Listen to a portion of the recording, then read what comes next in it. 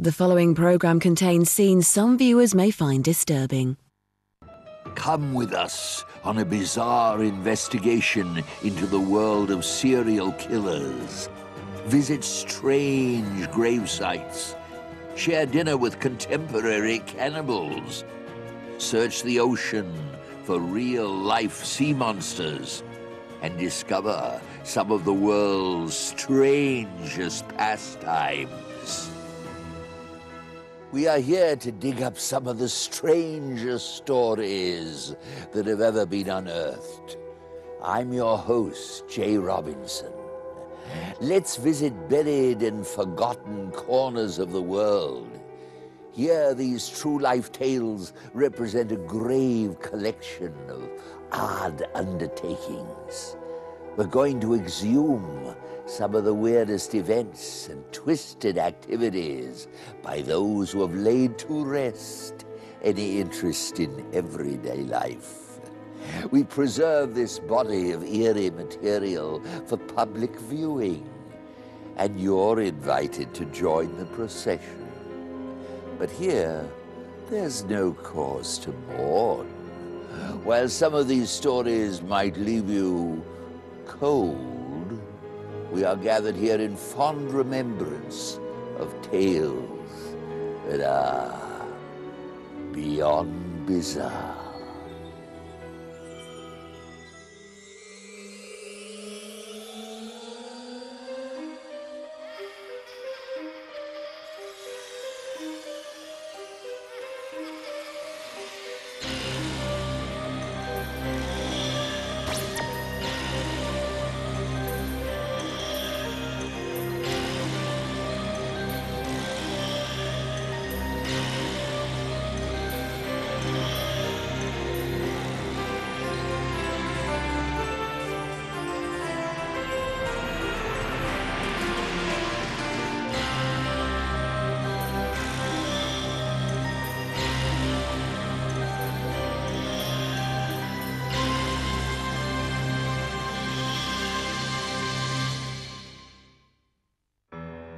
The mind of the serial killer is among the most baffling and haunting in the human menagerie.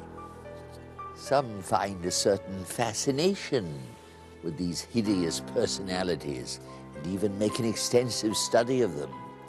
And then there are the very few, perhaps courageous, perhaps foolish souls, whose investigations demand nothing less than personal contact with society's most merciless executioners.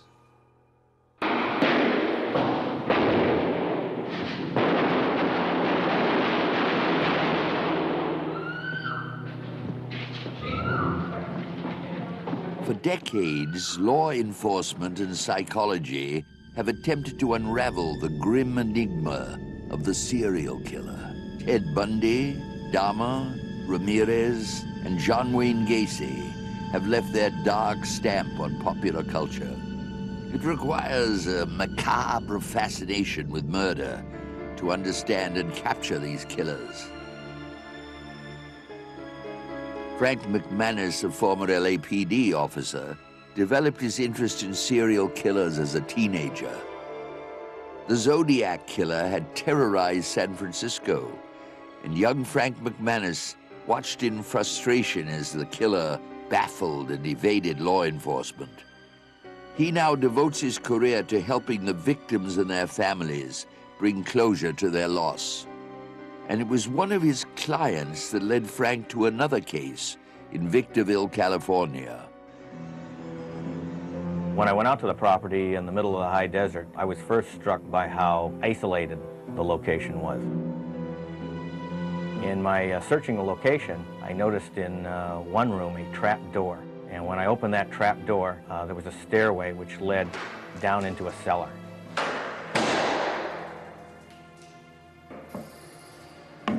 As Frank explored the darkness below the house, he discovered a suspiciously placed high-voltage electrical panel, a decoy for something much more ominous.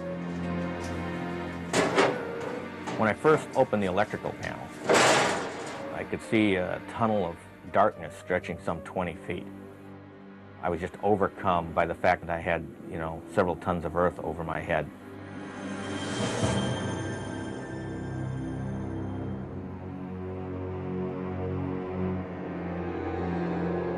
And I realized at this point that the door and the light and any connection I might have to the world above was in the hands of someone else. If they were to walk to that panel door and slam it shut, I would have no exit. I would be buried alive. Venturing deeper into this crude cabin, Frank came upon several dingy rooms. A folding bed indicated that these rooms were intended for something more than storage. Wooden beams and metal hooks had served as barbaric torture devices.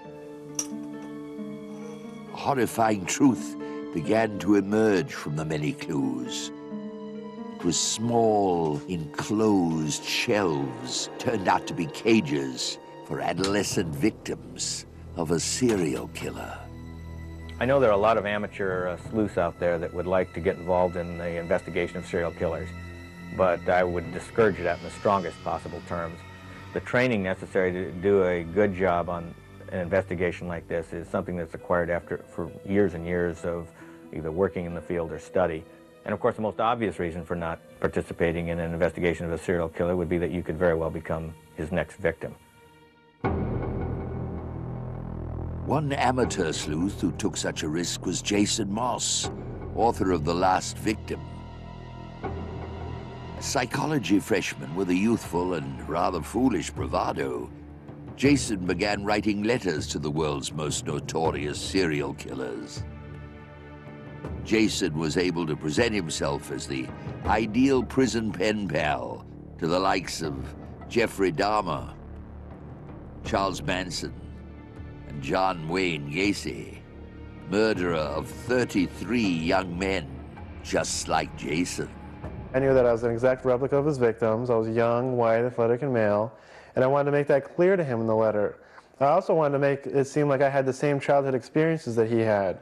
He was abused as a child, so I told him how I came from an abusive home.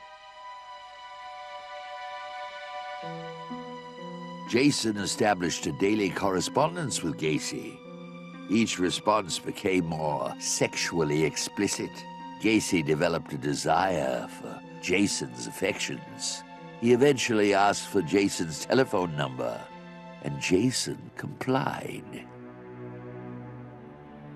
So he tries to make himself seem normal on the phone call, and it was really short. He's like, okay, well, I just wanted to say hi this one time, and just to let you know that I've got your number, and that I'll talk to you later on the week. Then he hung up. And I couldn't believe it. Now my heart is racing. I just hung up with John Wayne Gacy. I can't believe he called my house. Daily letters became daily phone calls. Jason kept a diary of the outlandish stories he would tell Gacy and how the killer responded. Jason played the part of the vulnerable teen, taunting the killer. Gacy finally took the bait. Gacy thought I was this dumb, stupid kid that couldn't retain anything that he told me. So then I was really hearing firsthand the things that he did to boys, or the things that he wanted to do to boys. I think that was one of your questions, if I had sex with another inmate. No. You never had? No. Why is that? If I had sex with one of my visitors, yes. You did? Anything is possible. This individual wanted it because, see, like you, he's fascinated. He was intrigued by the adventure and the experience and the danger of it. As time passed, the conversations became even more graphic about the details of Gacy's crimes. And they said, why didn't you smell it, or you knew what it was? Okay, explain me this. On December 13th, the police were in the house. They smelled nothing. And on December 22nd, all of a sudden, they claimed they smelled a foul odor in the house. Oh, really? How come nobody else did?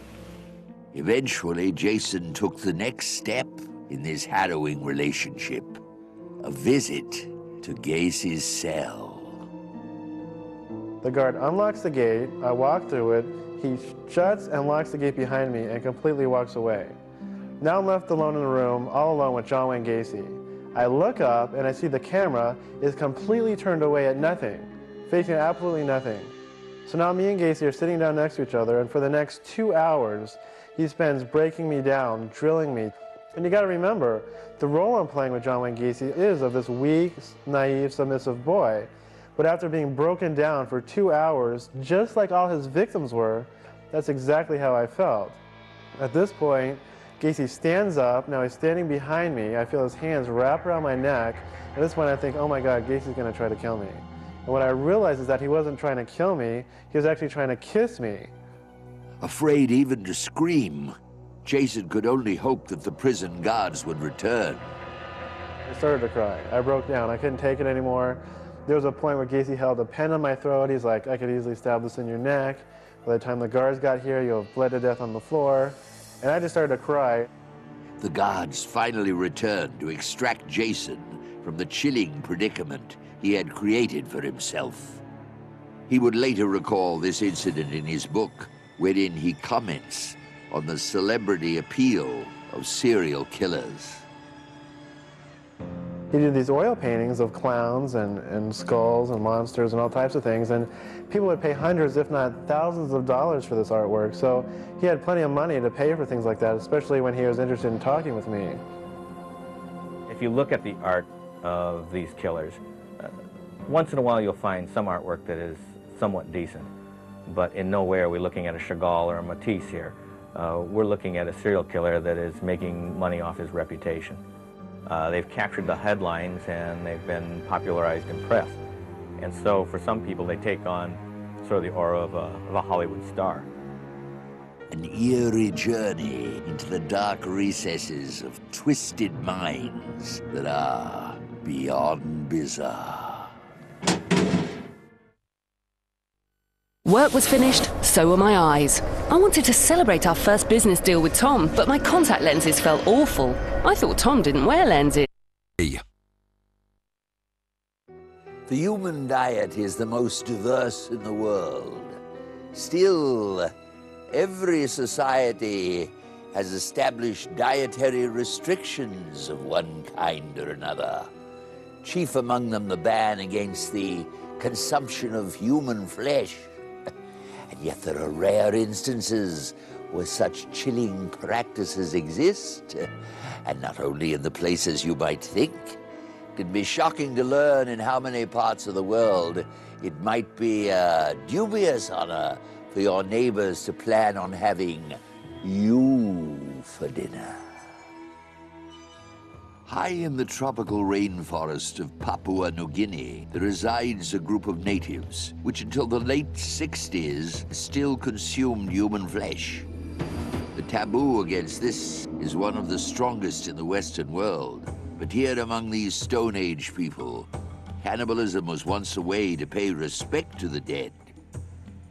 Now that the authorities have forbidden this grisly tradition, the tribesmen have fashioned other forms of ancestor worship. This woman wears the dried foot of her late husband. White men first encountered cannibals in Africa. This drawing shows what one explorer called a human butcher shop. But Africa wasn't alone in this practice. Here we see a picture of an American Indian tribe preparing a very personal meal. This sketch shows them boiling what some natives called long pig. These Hispaniolas, a West Indian tribe, are showed butchering and roasting a body on the spit. The Aztecs had huge ceremonial feasts where human flesh was consumed. Here an Aztec girl eats an enemy's leg while another captive tends to the fire. This disquieting cuisine has been infused into our popular mythology.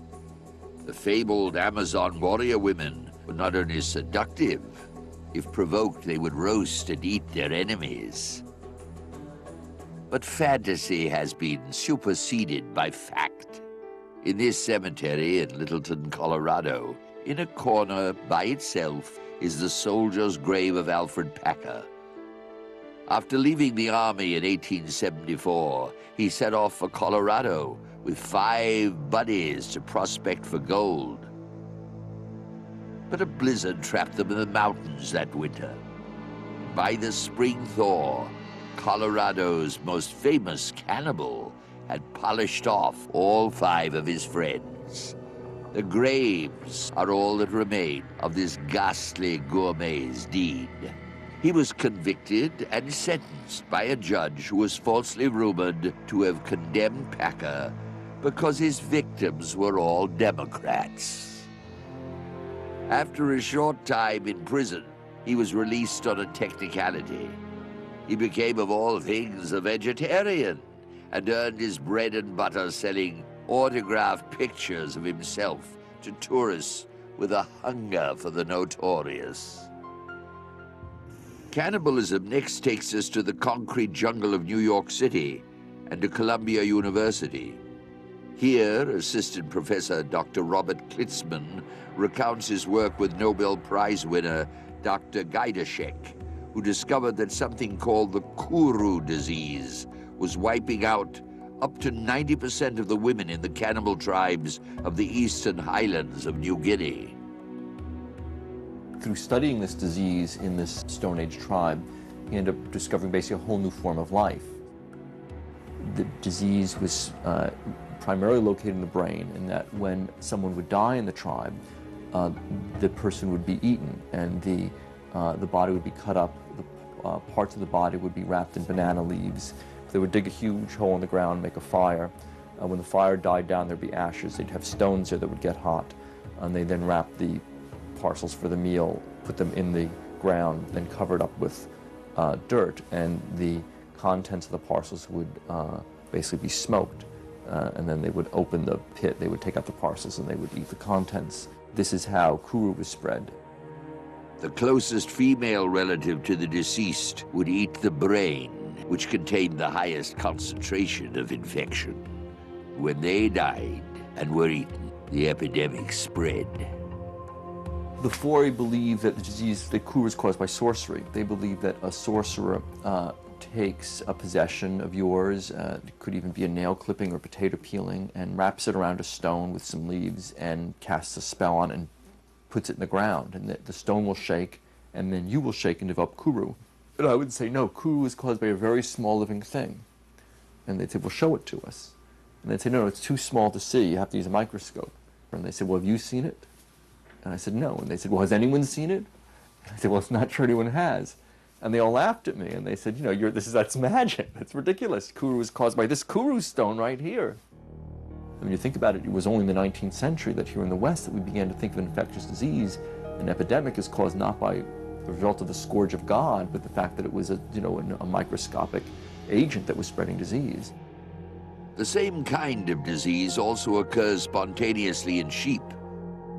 And when sheep bones were fed to cattle in Great Britain, the mad cow epidemic occurred.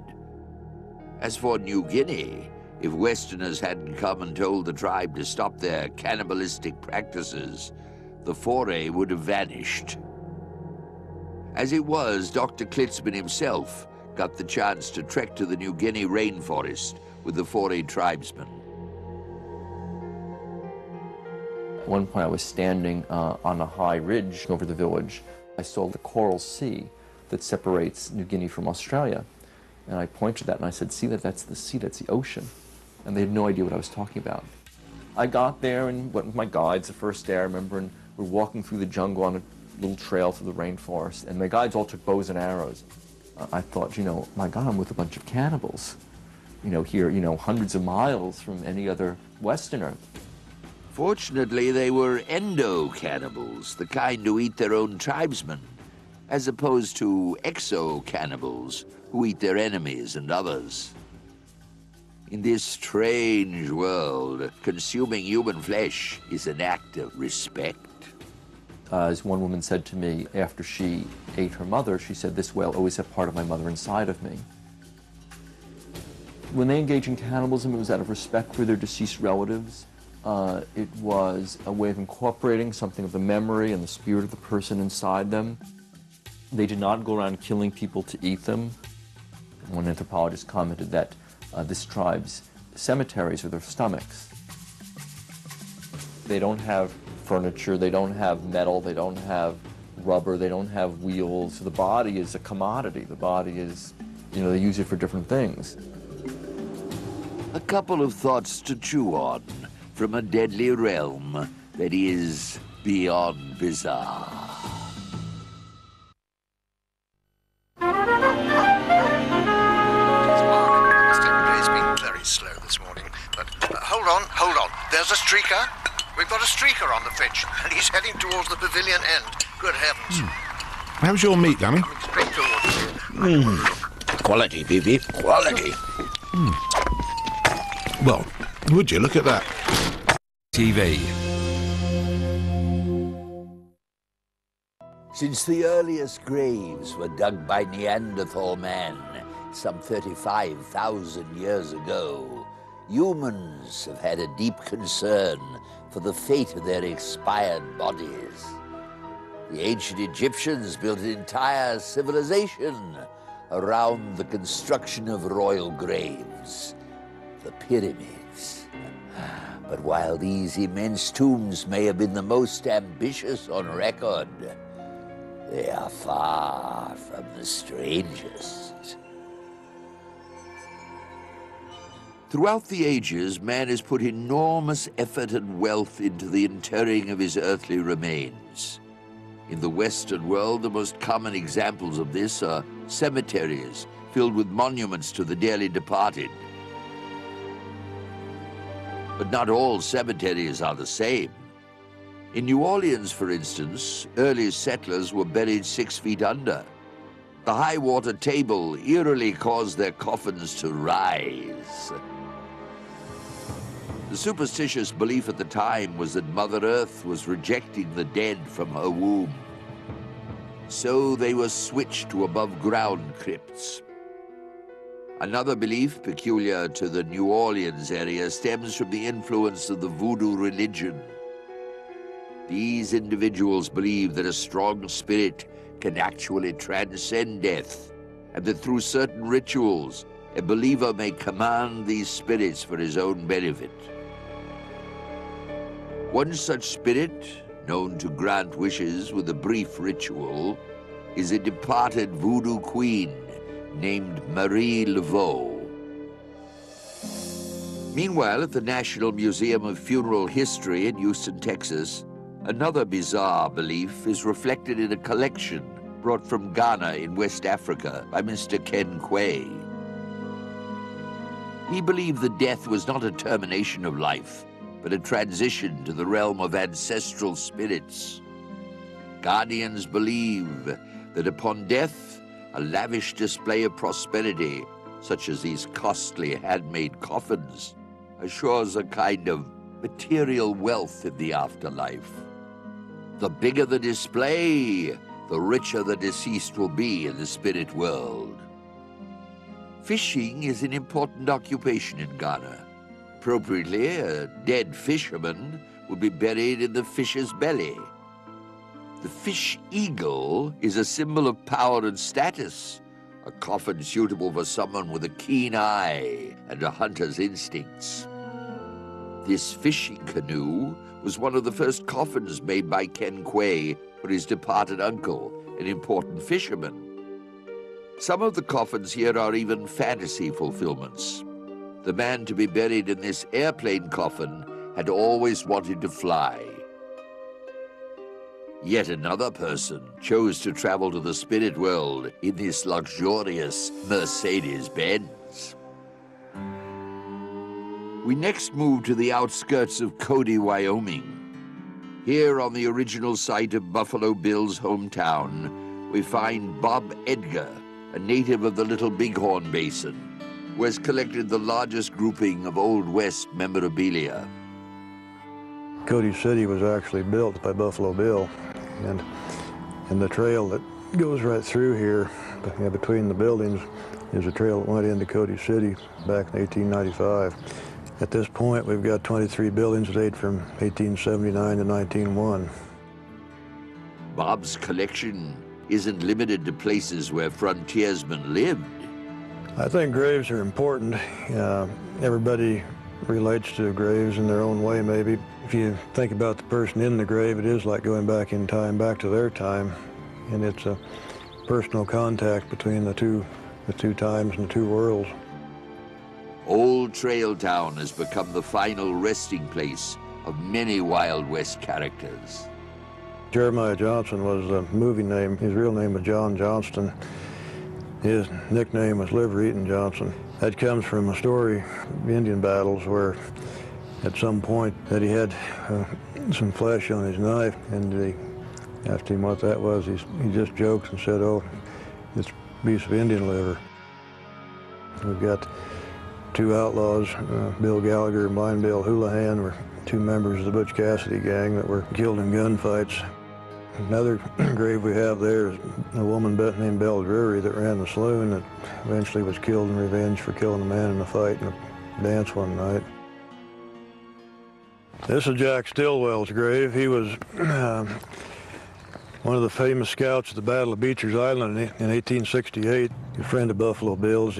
Buffalo Bill had him come up here to take care of the T.E. Ranch when he was gone on the Wild West shows, and ended up dying here in Cody. So it's quite a collection of frontier people. From where we are right here, we're looking directly over the south side of the street of Trail Town at Cedar Mountain, where Buffalo Bill wanted to be buried. And of course, when Buffalo Bill died in Denver, he ended up being buried on Lookout Mountain, and didn't get his wish that was in his will to be buried on top of Cedar Mountain above his town site of Cody.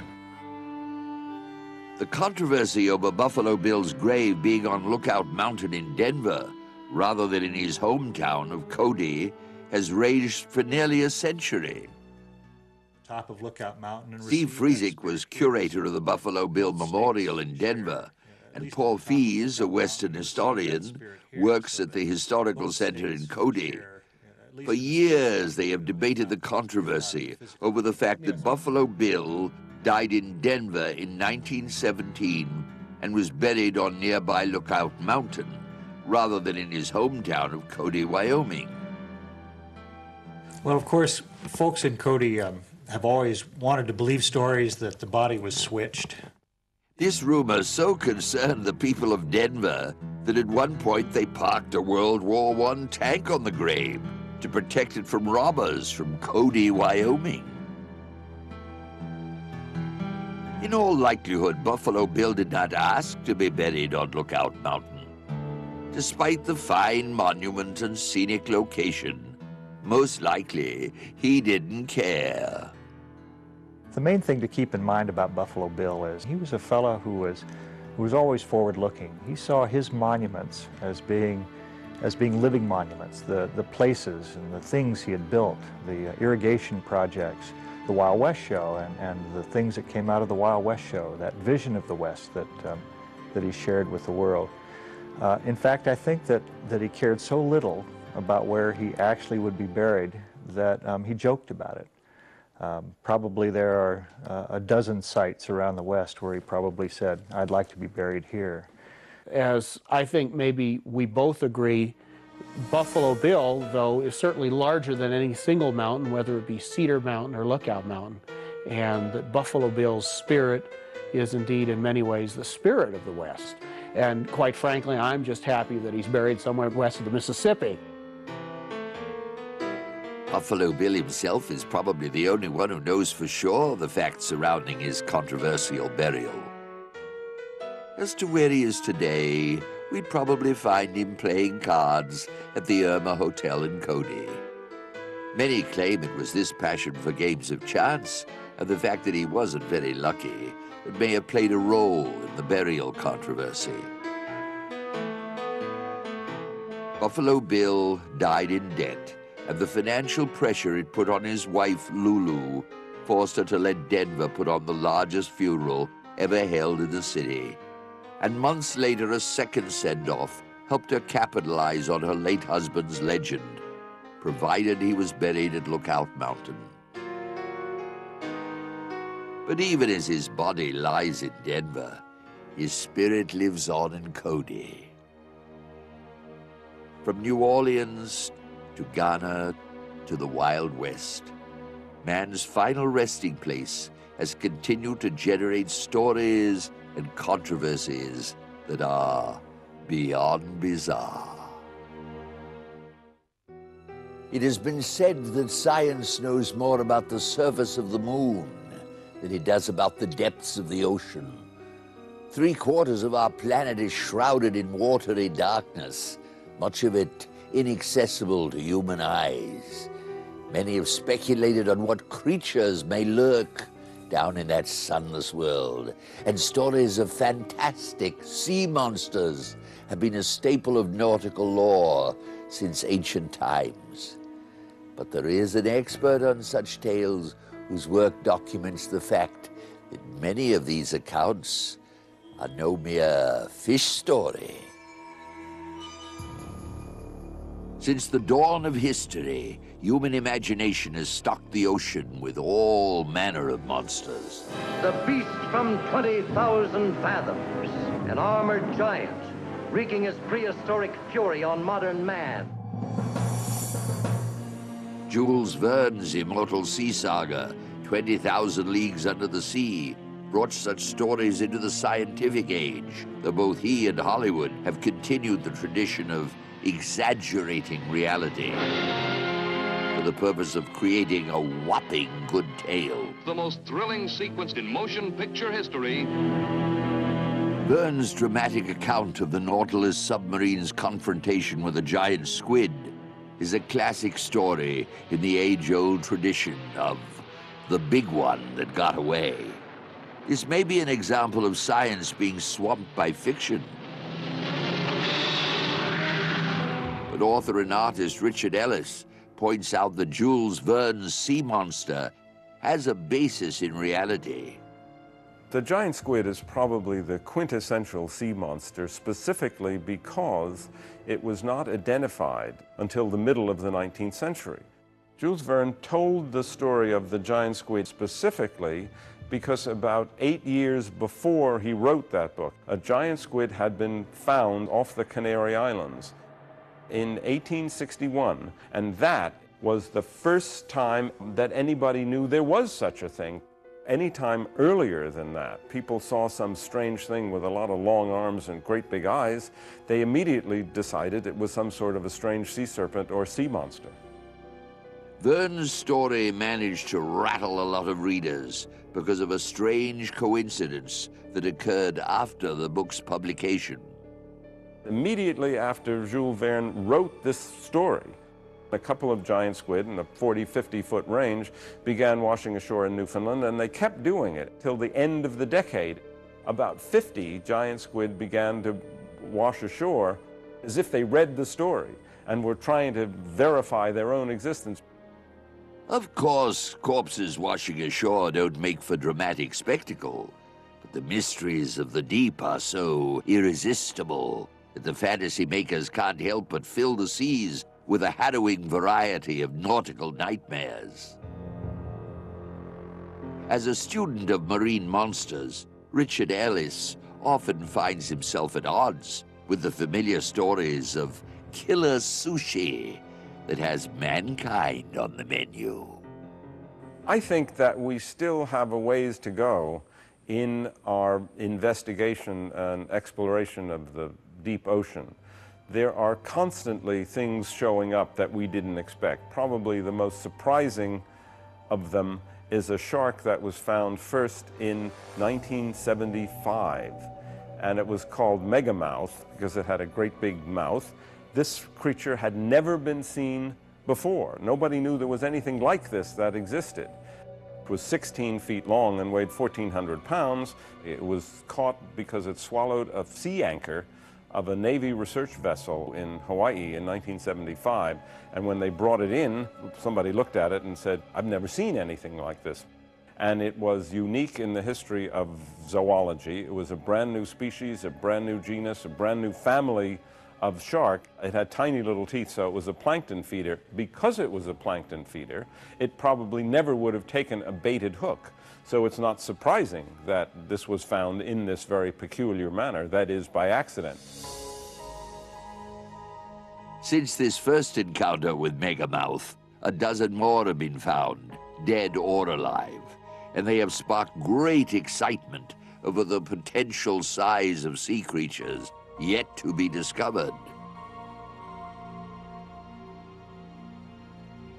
An example of this occurred in 1938, when a living coelacanth was found off the coast of South Africa.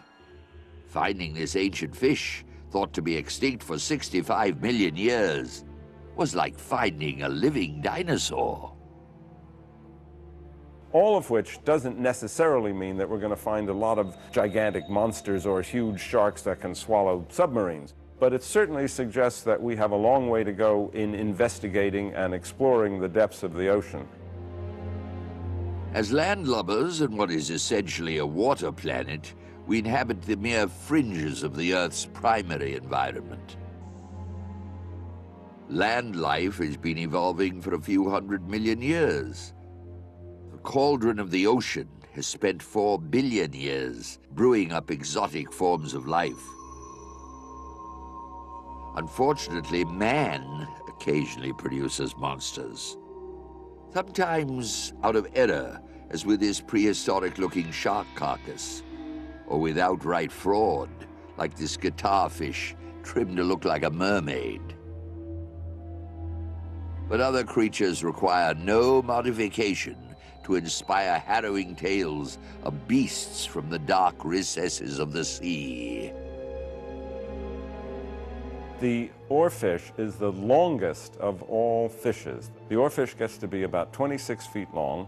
It is a very thin, kind of ribbon-like creature, but it has a remarkable appendage, which is a bright red coxcomb of spines at the top of his head.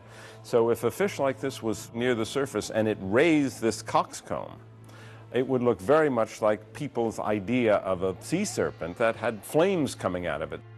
So you see, it's easy to make these stories up if you have something to work with. Oarfishes were almost invariably described as sea serpents because they're kind of snake-like. They're bigger than people expect fishes to be. A specimen of this is very, very likely to have engendered sea serpent stories. Still, even Mr. Ellis admits that there are credible tales of sea serpents that even the experts can't explain. To me, the most difficult of all sea monster stories to explain took place in 1816 off the Massachusetts coast. And hundreds of people saw something that we imagine a dragon would look like, with a lot of humps and bumps, a big long neck, a kind of a mane. The animal disappeared at the end of 1816 and showed up again in 1819. We still don't know what it was. It fits the description of nothing that anybody knows about, and so it is, to me, one of the great mysteries of the whole business of sea monsters. Just one of the many tales of true-life monsters of the deep that are beyond bizarre.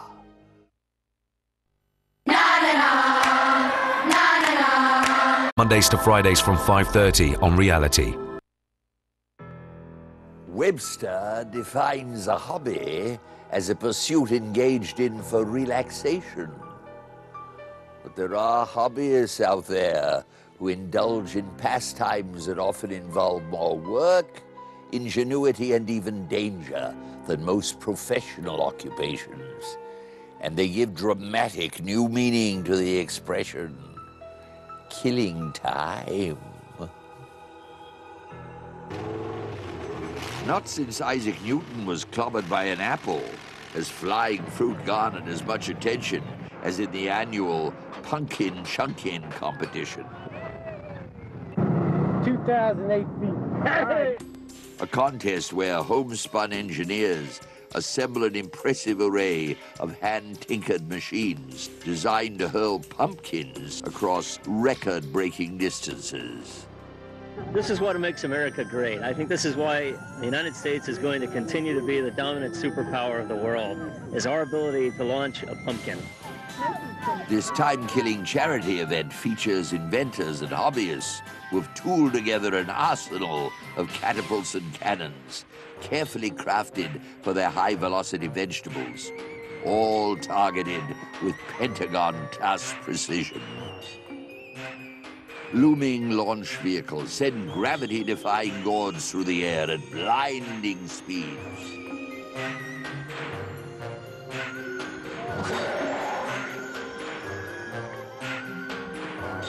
The key to victory seems to be not so much in the technology as in the careful choice of personnel. The crew. I've got the motliest bunch of pirates and cutthroats you've ever seen. We're a bunch of outlaws. With a NASA-like sense of mission, these spirited pumpkin chuggers aim for the stars, even if they ultimately end up with squash. Meanwhile, another breed of bizarre hobbyist is also willing to make intrepid treks across forbidding terrain to practice their passion. Utah Slim and his partner Bear are practitioners of a decidedly dangerous pastime, one with a tradition that is centuries old.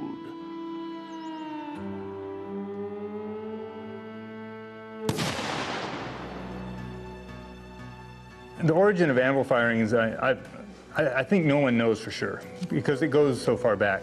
But it's pretty clear that anvil firing started in Europe with the blacksmiths back there. It came over to the United States and then traveled west. And the main reason they were done is just for fun or just to make a loud noise. While Utah Slim makes this hobby look easy and safe, it is potentially deadly and should never be attempted by amateurs. The process of anvil firing is a multi-step process. Several things you have to do to get the big piece of steel up in the air. I start off with a thick metal base plate. And place the base plate down there. So the base plate spreads the force out on the ground and keeps the bottom anvil pretty much immobile. Then you place the bottom anvil upside down on the base plate. I have a fuse hole that's drilled in the side of the anvil. I insert the fuse into the cavity in the bottom of the anvil where the black powder is going to go, making sure you got plenty of fuse so you can not have to run like crazy to get away because you don't want to trip and fall down 10 feet from it. At that point, I fill the cavity with powder, and this is black powder, it's not smokeless powder. Clean the top of the anvil off well so there's no grains of powder sitting up there. Place a gasket, which is, I've always used a playing card just because it's traditional. At that point, you take the top anvil and gently bring it over to the bottom anvil, and I always carefully lower that top anvil down over the cavity where the powder is. And I get it centered up so the force is directly through the center of mass on the top anvil. At that point, you're ready to fire. So light the fuse, get away, and turn around and watch the show.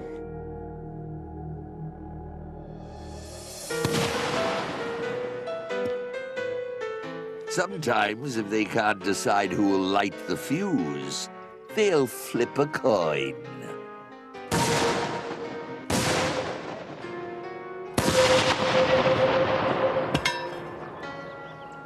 The preoccupations you have witnessed are bizarre.